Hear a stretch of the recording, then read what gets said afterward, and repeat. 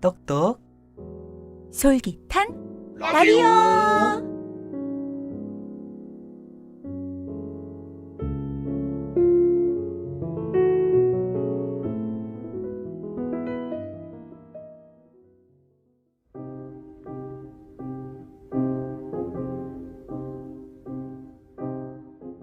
즐거운 편지 황동규. 네, 그대를 생각함은 항상 그대가 앉아있는 배경에서 해가 지고 바람이 부는 일처럼 사소한 일일 것이나, 언젠가 그대가 한없이 괴로움 속을 헤매일 때 오랫동안 전해오던 그 사소함으로 그대를 불러보리라. 진실로 내가 그대를 사랑하는 까닭은 나의 사랑을 한없이 잇따은 그 기다림으로 바꾸어 버린 데 있었다. 밤이 들면서 골짜기엔 눈이 퍼붓기 시작했다. 내 사랑도 어디쯤에선 반드시 그칠 것을 믿는다. 다만 그때 내 기다림의 자세를 생각하는 것뿐이다. 그동안에 눈이 그치고 꽃이 피어나고 낙엽이 떨어지고 또 눈이 퍼붓고 할 것을 믿는다.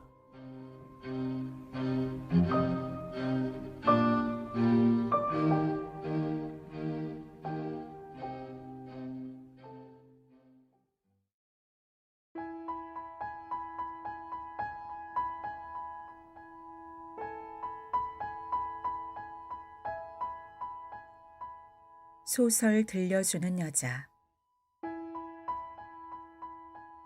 안녕하세요. 안톤 체호프의 베로치카 들려드립니다.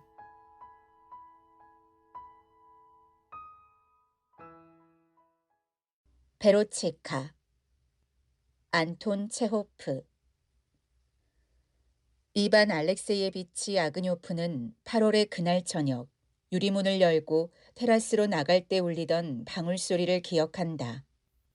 그때 그는 가벼운 망토를 걸치고 있었고 지금은 승마용 장화와 함께 침대 밑에서 먼지를 벗삼고 있는 차양 넓은 밀짚 모자를 썼으며 한 손에는 책과 공책을 잔뜩 묶은 꾸러미를, 다른 한 손에는 옹이투성이의 지팡이를 들고 있었다. 집주인 쿠즈네 조프가 문 뒤에 서서 등잔으로 그에게 길을 밝혀주고 있었다. 주인은 길고 허연 턱수염에 머리가 벗겨진 노인이었는데 그날은 눈처럼 흰 무명 저고리를 입고 있었다. 노인은 온화하게 미소 지으며 머리를 끄덕였다. 안녕히 계세요, 영감님. 아그뇨프가 그에게 소리쳤다. 쿠즈네 초프는 탁자에 등잔을 세워놓고 테라스로 나왔다. 두 개의 길고 좁은 그림자가 계단을 지나 화단으로 건들건들 걸어가더니 보리수의 머리를 기댔다. 안녕히 계세요. 다시 한번 감사드려요, 친구. 이반 알렉세예비치는 말했다. 당신의 호의와 친절과 사랑에 감사드립니다. 당신께서 베푼 친절을 영원히 잊지 못할 겁니다. 당신도 당신 따님도 좋은 사람들이에요. 여러분들 모두가 선량하고 쾌활하고 친절한 사람들이에요. 너무 훌륭한 분들이라 뭐라고 표현해야 될지 모를 정도입니다. 넘치는 감정과 방금 마신 과실주의 영향 때문에 아그뇨프는 신학생이 말하는 투로 가락을 실어 말하고 있었다. 감동에 복받친 그는 자신의 감정을 말로 표현하는 것도 모자라서 눈을 찡긋거리며 어깨마저 움찔거렸다. 쿠즈네 초프 역시 술기운에 감정이 넘쳐서 젊은이에게 몸을 기울이고 입을 맞추었다.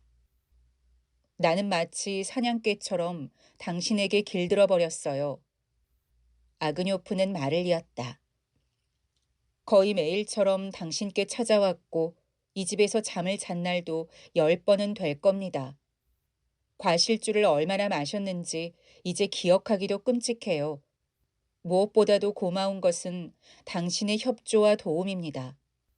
당신이 없었더라면 10월까지 통계 작업에 매달려야 했을 거예요. 그래서 나는 서문에다가 이렇게 쓸 작정입니다. N군 자치회 의장 쿠즈네 초프님의 친절한 협조에 깊은 감사를 표하는 바입니다. 라고. 이 통계 작업은 빛나는 가치를 지니게 될 겁니다. 베라 가브릴로브나와 의사 선생님들, 그리고 두 예심 판사님과 자치회 서기장님께도 고개 숙여 감사드립니다. 이분들의 도움을 결코 잊지 못할 겁니다. 자, 영감님, 우리 포옹하고 마지막 입맞춤을 나눕시다. 나른해진 아그뇨프는 다시 한번 노인에게 입을 맞추고 밑으로 내려가기 시작했다. 마지막 층계 위에서 그는 뒤를 돌아보며 물었다. 언젠가 다시 만날 수 있을까요? 하나님께서 아시겠지. 노인이 대답했다. 아마 다시는 못 볼게야. 그래 맞아요.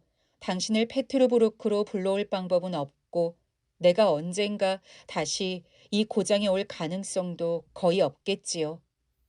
자, 그럼 안녕히. 책은 놔두고 가지 그러시오. 아그뇨프의 뒤에서 노인이 외쳤다.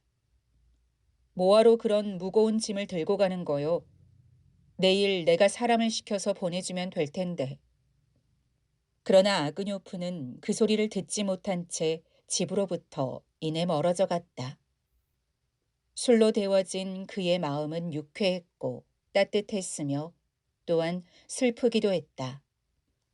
걸어가면서 그는 살아오는 동안 얼마나 자주 좋은 사람들을 만났던가를 떠올리고 이런 만남 뒤에는 추억만이 남겨질 뿐임을 안타까워했다. 지평선 위에 두루미들이 가물거리고 산들바람이 이들의 애원하는 듯한 혹은 기뻐하는 듯한 울음을 실어오기도 했지만 몇 분 뒤에는 아무리 애써 푸른 저편을 응시해도 점 하나 보이지 않고 소리 하나 들리지 않는다. 바로 이처럼 사람들의 얼굴이나 말도 삶 속에서 명멸하다가는 과거 속으로 가라앉아 버리는 것이다.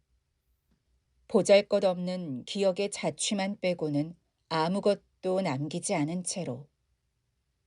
봄 내내 N군에서 지내면서 거의 매일처럼 친절한 쿠즈네초프 댁에 드나드는 동안 이반 알렉세이치는 마치 식구처럼 노인과 그의 딸과 하인들에게 정이 들었다.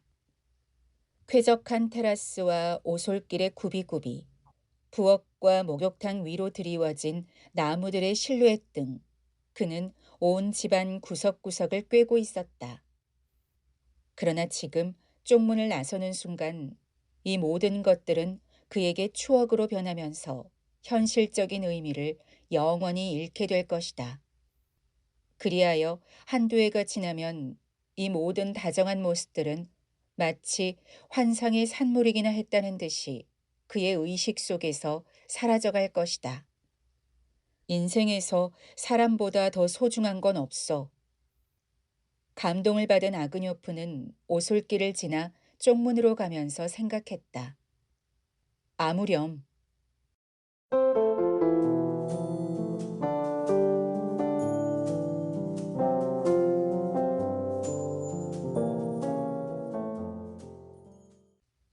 정원은 조용하고 따스했다. 화단에서는 꽃이 채 지지 않은 목서초, 담배, 헬리오트로프 꽃향기가 실려왔다.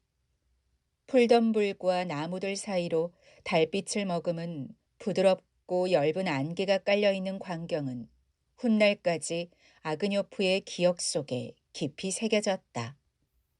갈래갈래 흩어져 유령처럼 보이는 안개는 겨우 눈에 띌 정도로 살그머니 오솔길을 가로지르고 있었다.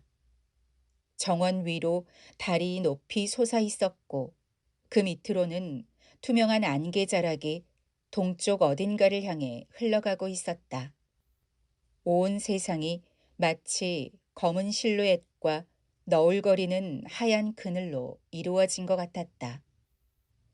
8월의 달밤에 깔린 안개를 바라보면서 아그뇨프는 자연 그대로가 아닌 꾸며진 무대를 보고 있다는 생각이 들었는데 이런 느낌은 아마도 생전 처음인 듯 했다. 서투른 불꽃놀이 기술자들이 풀덤불 위에 앉아서 백색 축포로 정원을 비추고 싶었지만 축포와 함께 하얀 연기를 공중으로 흘려보낸 것이리라.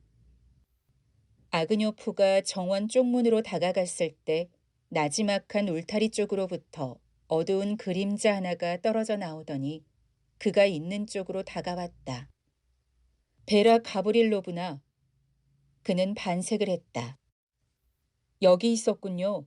작별 인사를 하려고 그렇게나 찾아다녔는데. 안녕히 계세요. 저는 떠납니다. 이렇게 일찍이요? 아직 11시밖에 안 됐는데. 아니에요. 가야지요. 오 베르스타를 걸어가야 하는 데다가 가서 짐도 꾸려야 되거든요. 내일은 일찍 일어나야. 아그뇨프 앞에 서 있는 사람은 쿠즈네초프의 딸인 베라였다. 이 21살 난 처녀는 늘 수심에 잠겨 있었으며 옷을 아무렇게나 입고 다녔지만 재치 있는 여성이었다. 공상을 즐기고 하루 종일 누워서 손에 잡히는 책은 무엇이든 느긋하게 읽으며 따분해하고 우울해하는 아가씨. 이런 아가씨들은 대체로 아무렇게나 차려입는 법이다. 자연으로부터 미적인 취미와 본능을 부여받은 이 아가씨들에게 부주의한 옷차림은 오히려 특별한 매력을 가져다 준다.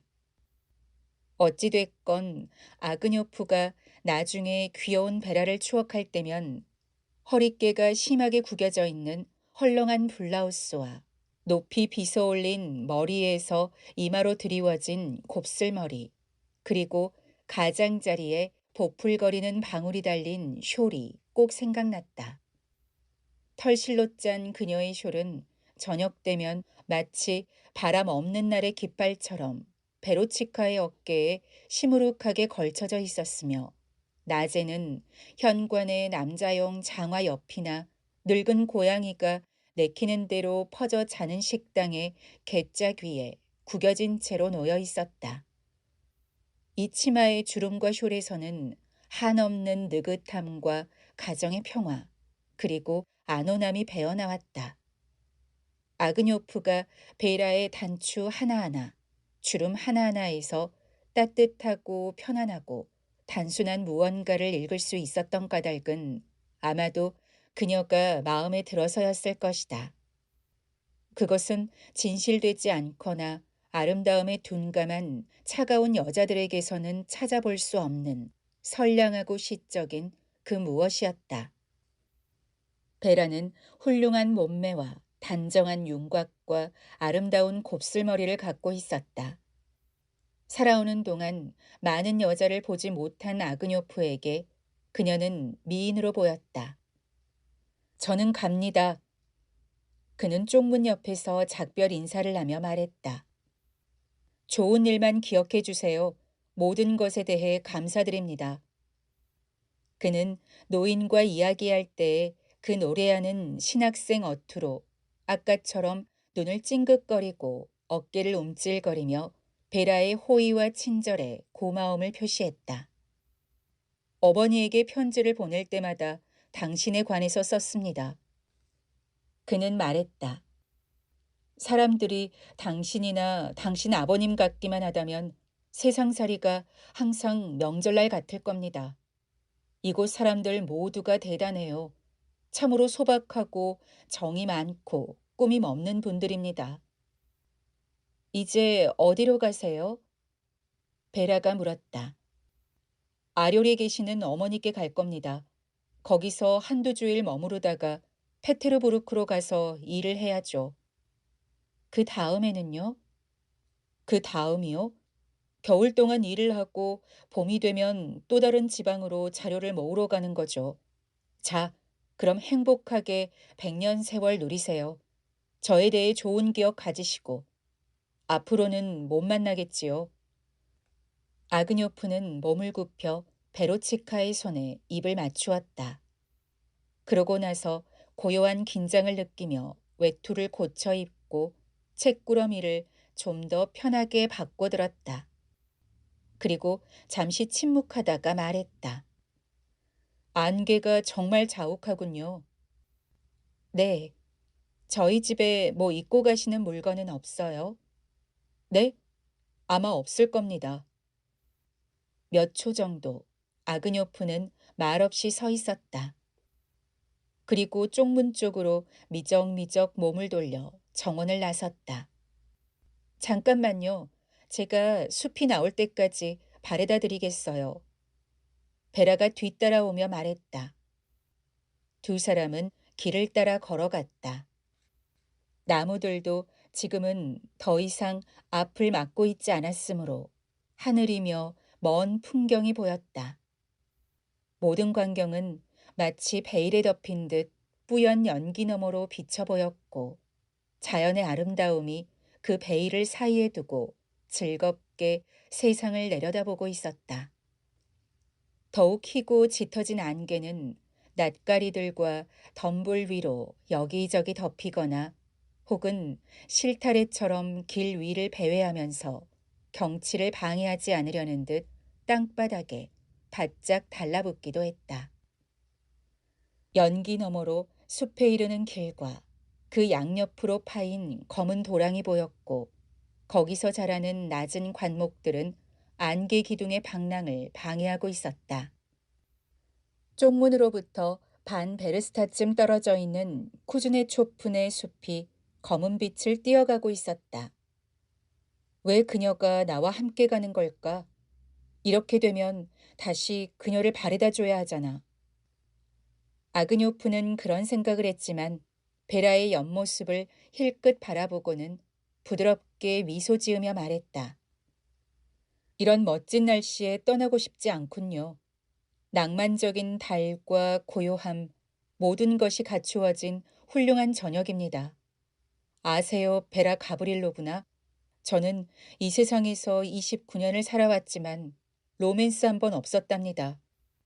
평생 낭만적인 사건 한 번 겪지 못해서 은밀한 만남이나 오솔길에서의 한숨이니 입맞춤이니 하는 건 귀동냥으로나 알 뿐이에요.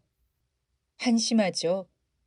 도시에서 자기 방에 앉아 있을 때는 그런 결함을 깨닫지 못하지만 이런 신선한 공기 속에서는 절실하게 느껴지는군요. 정말 부끄러운 일입니다. 왜 그렇게 사세요? 나도 모르겠습니다. 어쩌면 그럴 시간이 없었는지도 모르고 어쩌면 단지 나에게 맞는 여자를 만날 기회가 없었는지도. 저는 친구가 거의 없어요. 잘 돌아다니지도 않고. 그들은 한 300걸음쯤 말없이 걸어갔다. 베로치카의 드러난 머리와 쇼를 바라보는 사이 아그뇨프의 기억 속에서는 지난 봄과 여름의 나날들이 하나씩 하나씩 되살아났다. 그것은 페테르부르크에 있는 자신의 잿빛방으로부터 멀리 떨어져 착한 사람들의 친절과 자연, 그리고 좋아하는 일을 즐기며 보낸 시간이었다. 행복에 겨운 그는 아침놀이 저녁놀로 바뀌는 것도 몰랐으며 처음에는 종달새가, 그 다음은 메추리, 뒤이어 뜸부기가 여름의 끝을 예고하듯 차례차례 울음을 멈춘 것도 모르고 지낸 것이다. 시간 가는 줄도 모를 만큼 행복하고 편안한 생활이었다. 부자도 아니고 여행과 사람들에 익숙하지도 않은 자신이 얼마나 내키지 않는 마음으로 지난 4월 말에 이곳 앵군으로 왔던가를 상기하면서 그는 혼잣말을 중얼거렸다. 그는 권태와 고독 그리고 통계학에 대한 사람들의 무관심을 예상했다. 자신이 생각하기에는 오늘날의 학문 가운데에서 가장 현저한 위치를 차지하는 4월의 아침 N군의 소읍에 도착해서 그는 보스파 신자인 랴부힌의 여인숙에 묵었는데 거기서는 하루 20코페이카로 밝고 깨끗한 방을 내주었다. 단 실내에서 금연을 조건으로. 휴식을 취하고 나서 군 자치회 의장이 누구인지를 알아본 다음 그는 곧장 걸어서 가브리엘 페트로비치의 집으로 갔다. 화려한 초원과 어린 관목숲 사이로 4베르스타 정도 걸어야 되는 길이었다. 구름 아래로는 종달새가 은방울 같은 울음소리를 허공 속으로 뿌리며 바삐 날아다녔고 푸르러가는 전답 위로는 갈까마귀가 고고하게 날개를 흔들며 선회하고 있었다. 맙소사. 아그뇨프는 감탄했다. 여기는 항상 이렇게 공기가 좋은 걸까? 아니면 내가 왔기 때문에 오늘만 특별히 그렇게 느껴지는 걸까? 건조하고 사무적인 접대를 예상하면서 그는 눈을 힐끔거리고 겸언쩍게 턱수염을 쓰다듬으며 쿠즈네 초프의 집 안으로 쭈뼛쭈뼛 들어갔다. 처음에 노인은 이 젊은이와 그의 통계 작업이 지방자치회와 무슨 상관이 있는지 이해하지 못한 채 이마를 찡그렸다. 그러나 통계 자료가 무엇이며 어디서 그 자료가 수집되는가에 관해 아그뇨프가 자세하게 설명을 해주자 가브리엘 페트로비치는 활기를 띠고 미소를 지으며 어린애 같은 호기심으로 그의 공책을 훑어보기 시작했다. 그날 저녁에 이반 알렉세이치는 이미 쿠즈네초프의 집에 앉아서 저녁을 먹고 있었다. 그리고 독한 과실주에 인해 취해버리고 나서는 이 새로운 이웃의 평화로운 얼굴과 느긋한 동작을 보면서 온몸이 달콤하고 나른해지는 것을 느꼈다. 쭉 뻗어 자고 싶고 괜히 웃고 싶은 심정이었다. 새 이웃은 선의가 가득한 눈으로 그를 바라보면서 부모님은 살아계신지 한 달 수입은 얼마인지 극장에는 자주 가는 편인지를 물어봤다. 읍내에 드나들던 일, 피크닉, 낚시 모두 함께 수녀원에 놀러가서 마르파 원장 수녀를 만났던 일이 기억났다. 원장 수녀는 손님들 모두에게 구슬이 박힌 지갑을 선물했다. 또한 침을 튀기고 주먹으로 책상을 쾅쾅 두드리며 끝없이 계속되던 전형적인 러시아식 논쟁들이 기억났다. 서로 이해하지도 못하면서 남의 말에 끼어들고 스스로 앞에 했던 말과 모순되는 주장을 일삼으며 닥치는 대로 주제를 바꿔가면서 두세 시간씩 계속되는 그런 논쟁 끝에 사람들은 웃으며 말하곤 한다. 왜 이런 논쟁이 벌어졌는지 알 수가 없군 그래. 처음에는 안부를 묻다가 나중엔 명복을 빌게 된 꼴이잖아.